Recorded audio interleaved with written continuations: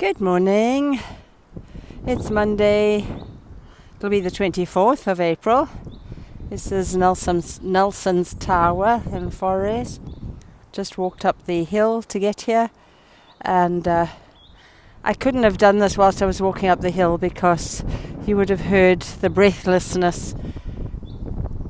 It's also a bit windy, as you can probably pick up. But there was a lady ahead of me who was at least my age, possibly older, who was almost jogging up the hill. So yes, quite an obvious disparity in our fitness levels. But I'm glad I'm out. Last 3 days have been a bit dreich. Friday was good, but Saturday, Sunday have been grey and a bit wet. But bringing you through a bit of the forest here. You can see just forest, woodland, and just thought I'd show you our dragon. Some people will know the dragon because they visited it, and others of you who've not been here will not know that we have a dragon in our forest, in our woods. Sorry about the wind, there's nothing I can do about that. And here it is, carved out of a fallen log. A really excellent piece of sculpture, and a place where people come and kids play in the woods and climb on the dragon. It's been cleared. Yeah. Well, I'm going to try and head back to the path and hope that we don't have too much wind to disturb the sound quality as we walk together this morning. What a day. Freezing cold, about 4 degrees, but I'm warming up nicely now that I've climbed that hill. My face was really, really cold coming up, but I feel that it's warmed up quite a lot now. It must be because my blood temperature has increased. I have a beanie and an ear warmer and 2 scarves and 3 layers under my coat. Well, my coat plus another 2 layers. So I'll be sweating before I know it. We've had, as you can see, we've got more blue sky, but the last 2 days were very grey. Yesterday we had quite a lot of rain, which is probably a good thing. It does feel like we're slipping back to winter, but it is only temporary, we know that. Yeah, here we go. You'll hear the wind in the trees. It's actually quite a wonderful sound, and being out here and being able to look up at these magnificent trees and just being so grateful for nature, grateful for what our plant life and our trees and what this earth bring us. You know, there's a lot going on about the evils of CO2, and those are conversations that are highly politicized and polarized. They create polarized viewpoints and divisions amongst people, but whichever side of that divide, and that's what it's become, whichever side of the divide that you sit on or stand on or wherever, nobody can deny that we need these, because they are the reason that we get to survive. And my understanding is that they need CO2. Anyway, less of that and more of, let's talk about a hot topic, 15-minute cities or 20-minute cities, or would you believe it, we're down to, in some cases, 4-minute neighborhoods. And it's strange to me that not a lot of people know about these things, because they're coming. They're already being implemented in the UK, and it seems extraordinary to me that these are being implemented without full, I don't know, public consultation, maybe referenda. I don't know. Does that sound outrageous and expensive that we should ask people what they want in their own towns and cities? Is it expensive because the money's going to places that we haven't said it should go to, like funding proxy wars, etc.? Or because I think another thing, which is true, is that people often don't stop to think that the government doesn't have any money. It manages our money.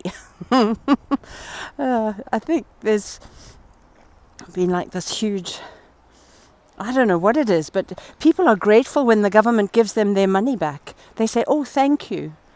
And the government's being so kind, but it's being kind only to some people and not all people. And gosh, we forgot that it's our money.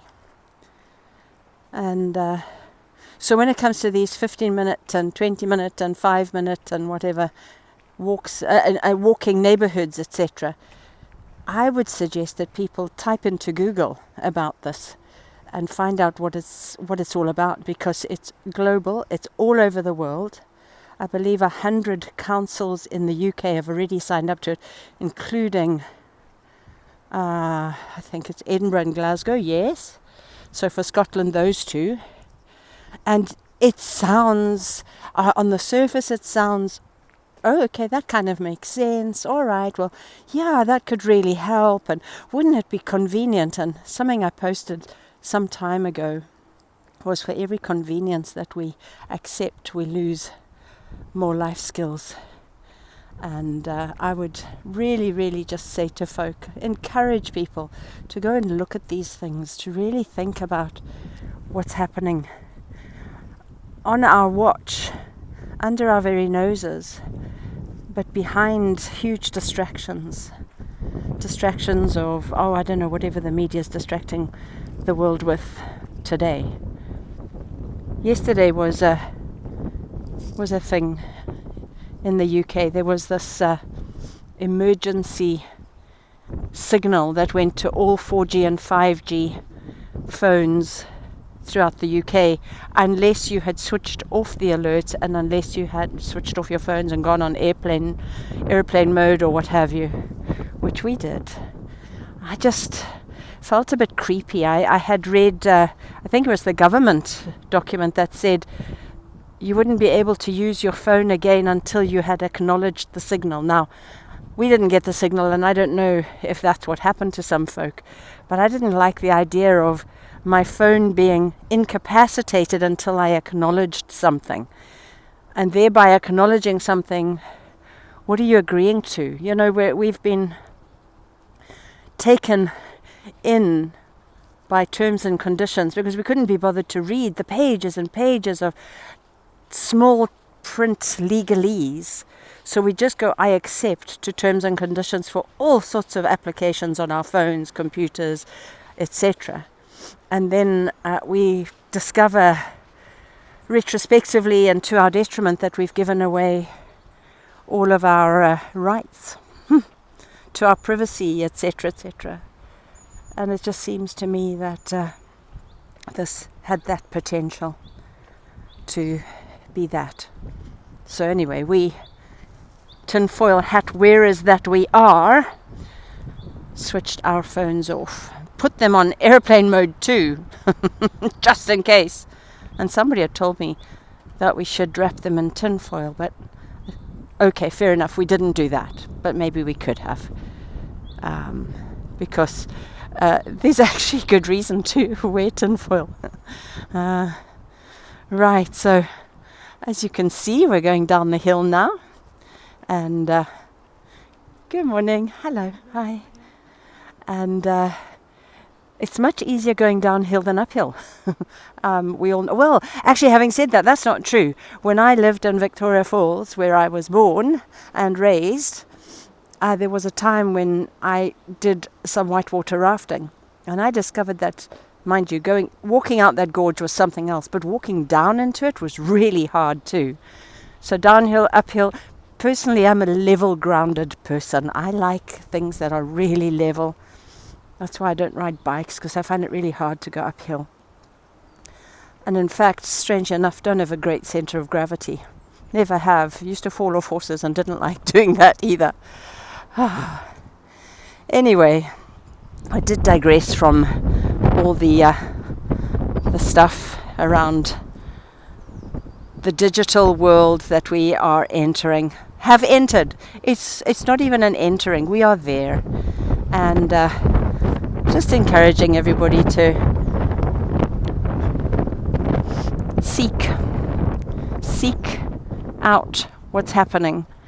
Not for fear, not for any other reason, but rather to not be taken by surprise, not to be panicked, not to be afraid when something happens, and to use your own sense. You know, there's enough of, oh, you hear the train. There's enough sense in a human being to pick up when there's danger. We can all tell when the weather's bad, etc., etc. Keep your wits about you. We're being de-skilled constantly and relying on other agencies and we've given up our agency to other agencies to tell us when we're in danger and when we should prepare. Well, I think we should all be prepared at all times for all situations. I was a brownie and a Girl Guide, and our motto was be prepared. So perhaps we should all go back to brownie and guide and Boy Scout school. Gosh, those were the days. Loved them. Anyway, I'm going to enjoy the rest of this walk and hope that you've enjoyed this walk and talk, and see you again sometime soon. Bye, and lots of love.